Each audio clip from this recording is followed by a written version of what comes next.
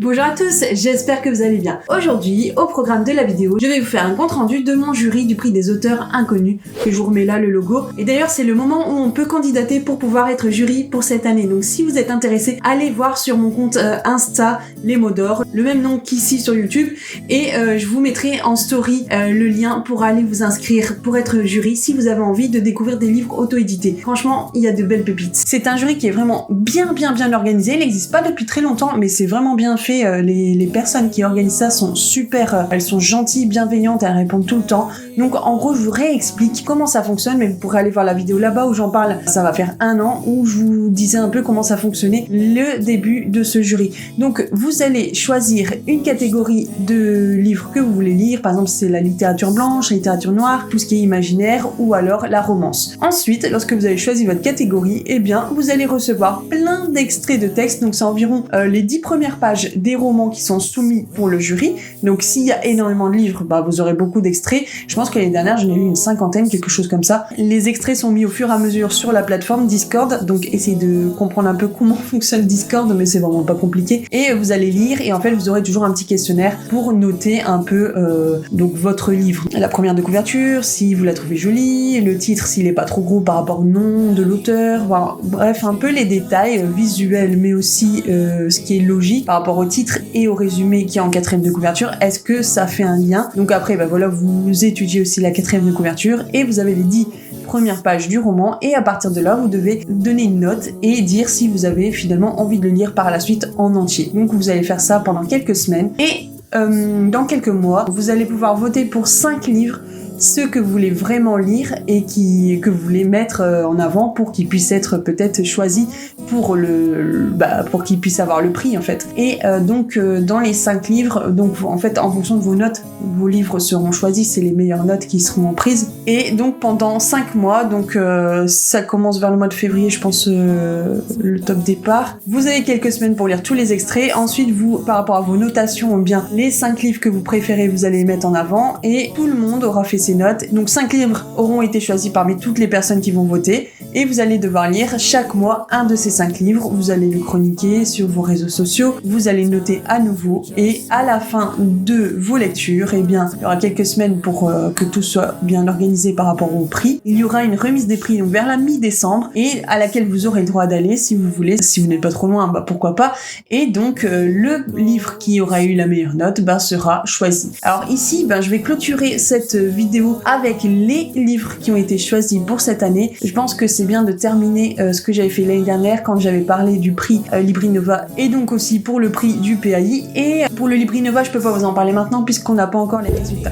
Mais celui-ci s'est fait depuis quelques semaines, depuis fin mi-décembre. Et là, je suis un petit peu en retard pour en parler, donc je veux vraiment le faire maintenant pour pouvoir passer à autre chose. Donc cette année, je ne réitère pas ma candidature. J'aurais bien voulu, mais comme j'ai eu quelques partenariats avec des maisons d'édition, j'ai peur d'avoir trop de lectures en service de presse et de plus avoir forcément le temps aussi pour choisir mes propres livres à moi et d'ailleurs aussi pour pouvoir lire les livres que vous avez choisis pour moi dans ma vidéo sur Mappal pour pouvoir la faire descendre parce que si je lis trop de services de presse, Mappal ne descendra jamais. En revanche, un des trucs qui est vraiment sympa en ce moment, c'est que avec tous les services de presse que j'ai pu recevoir et que je recevrai à l'avenir, ça a carrément fait baisser mes achats livresques. Je ne me rappelle même plus quand j'ai acheté un dernier livre. Je sais que j'ai acheté La Maison de Poupée de M.J. Arledge pour continuer la saga avec Ellen Grace, le policier. Donc c'est une saga qui dure 12 ou 13 tomes, je pense. Mais donc là, en fait, tous les 2 mois à peu près, on fait une lecture commune sur l'application Lecture Commune avec d'autres personnes. Et donc là, j'ai terminé le 3e tome là cette fois-ci. Donc c'est ce livre-là que j'ai acheté il y a quelques semaines,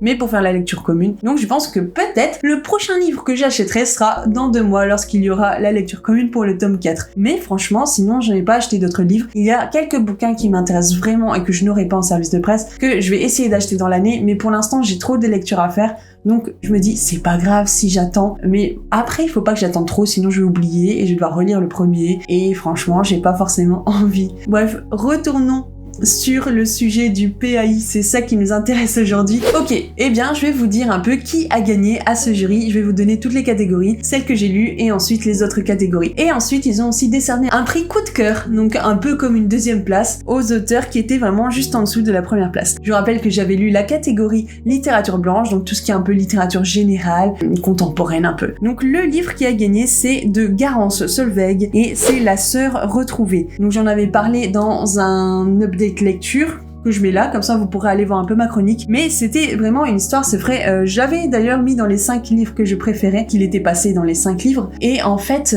dans cette histoire, j'ai appris énormément ça au niveau historique, donc c'est un peu littérature générale, mais en même temps un peu fiction historique, parce que on n'est pas forcément à l'époque d'aujourd'hui, on est un peu dans le passé, un peu dans le présent, bref, il y a plusieurs temporalités, et c'est très très très riche, la lecture est très riche, ça se passe dans une partie du monde qu'on connaît pas forcément, c'est en Mandchourie, j'espère que je dis bien le mot, c'est un moment où il y avait des guerres entre le Japon, la Chine et d'autres pays, et les Japonais avaient en horreur les Chinois, et donc ils en avaient mis vraiment beaucoup en prison, mais aussi dans des sortes de prisons bizarres où ils faisaient beaucoup de manipulations sur eux, beaucoup de tests, c'était des cobayes, ils leur faisaient faire des choses vraiment inhumaines, ils testaient des médicaments, de la torture, plein de choses comme ça, et c'était vraiment quelque chose que je ne connaissais pas, mais qui est vraiment, c'est tiré de faits réels, et ensuite j'ai été faire mes petites recherches après la lecture, et c'est vraiment un endroit qui a existé, maintenant il reste plus grand chose, mais où il s'est passé des choses secrètes et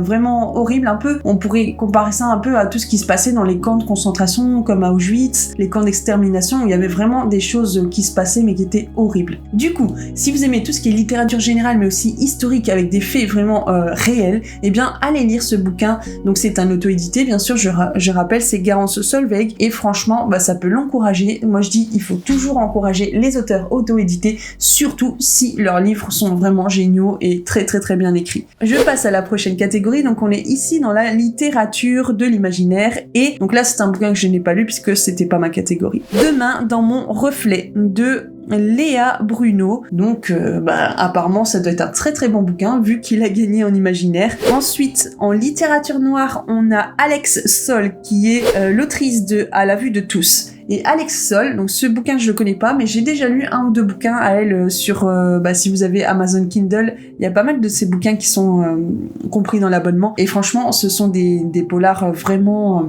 très bien construits, très bien ficelés, avec du suspense, des rebondissements vraiment géniaux. Et en romance, on a Valentine Mingot qui a gagné, donc la première place, avec Le complexe du mollet, et apparemment c'est un livre très marrant, très sympa à lire. Ensuite, je passe dans les coups de cœur, donc en littérature blanche, ça c'est encore un livre que j'ai lu, c'est La valise de Natacha Larmurier, j'en avais fait aussi une chronique et j'en avais parlé dans un précédent update lecture. Franchement, j'ai énormément aimé cette histoire, ça se passe au niveau de la Deuxième Guerre mondiale, avec tout ce qui s'ensuit, l'occupation, la collaboration, la résistance, et il y a vraiment tout ce qui est les juifs aussi, comment ça s'est passé avec eux, et franchement cette histoire elle est magnifique. On est aussi un peu dans tout ce qui est fiction historique où on va vraiment parler de cette époque-là et un peu donc après, et franchement c'est très bien écrit, l'histoire elle est magnifique, je vous conseille vraiment d'aller lire. Forcément c'est un peu triste aussi puisque la période fait que, mais c'est très bien, et puis d'ailleurs dans ma chronique que j'avais faite le mois où je l'avais lu, franchement j'en ai bien parlé aussi. En coup de cœur 2024 au niveau de l'imaginaire, on a Pluton de Maxime Mirabel, donc je peux pas vous en dire plus, j'ai pas été voir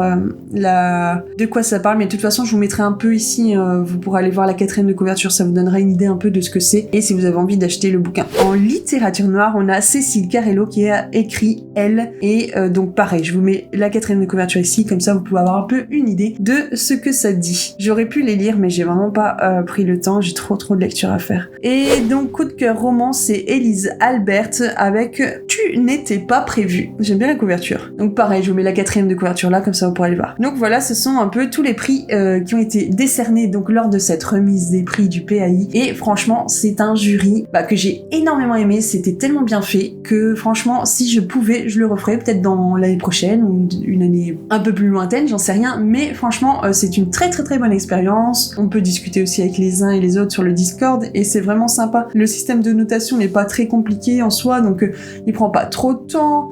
Franchement, si on est bien organisé, c'est surtout la première partie où il faut lire énormément d'extraits qui peut prendre du temps et il faut vraiment bien s'organiser. Si on fait tout à la dernière minute, là, on va être vraiment happé. Ça va être très compliqué à se mettre bien en règle en fait par rapport aux lectures. Mais si vous lisez au fur et à mesure, tous les jours, 1 ou 2 extraits, c'est que 10 pages, donc ça va vite et vous faites votre petite notation tout de suite après et puis ça va très très très bien se passer. Et ensuite, c'est juste un livre par mois à lire, donc c'est vraiment pas beaucoup et vous en avez que 5 en tout à lire. Voilà, donc c'était un peu mon résumé et mon compte rendu de ce jury, le prix des auteurs inconnus, que vous pouvez aller trouver sur Instagram. Ils ont un compte et comme ça vous avez toutes les infos, vous avez les dates aussi et n'hésitez pas vraiment, si c'est encore normalement là c'est encore le moment de vous de candidater si vous voulez devenir jury. Franchement c'est très très très bien et puis si vous l'avez jamais fait, ça peut être aussi une nouvelle expérience pour vous pour cette année 2025. N'hésitez pas à venir commenter, me dire si un des bouquins que je vous ai cités vous intéresse, si vous en avez peut-être aussi déjà lu un, et si